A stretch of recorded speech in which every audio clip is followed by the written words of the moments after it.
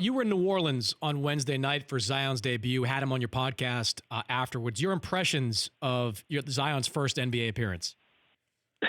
I mean, it was that 3-4 minute stretch in the fourth quarter was electrifying. I mean, that building, I thought the roof was going to come off. And, it's pretty rare when a moment lives up to, there was so much anticipation for that debut, and to see him, get a stretch of time there of scoring 17 straight and reminding people why, this was a player who was the number one overall pick. I thought, he's just different. And he said it to me after the game, like, I'm one of one. I'm unique. And the body type and how he looks, I think you have to train your eyes a little bit for something that is different than anything we've seen before.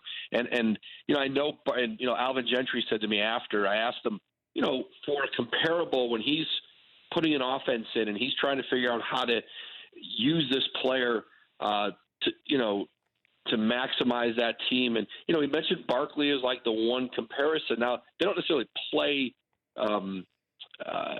Barkley became a better shooter as time went on. But I just think this is a winning player, and this is a guy, you saw it in college, and I know it was just a preseason, but, you could see the way he can get to the rim, he can finish, and this is going to be a player who, over time with that young core they have in New Orleans, that has a chance to be a pretty good team. When you talk to the Pelicans front office people, how concerning is it that he has so much weight at his upper body? And at some point, there's only so much you can do to kind of prevent that type of weight from coming crashing down on those knees, or that knee in particular, every single time he goes above the rim.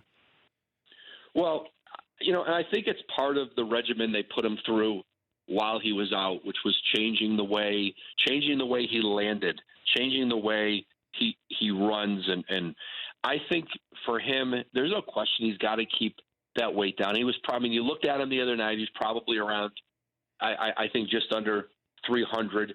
I think they've listed him at 285. He might have been a little more than that. But it's, again, he is a player who, there have been great players in this league who've carried a lot of weight, and there's no question about it.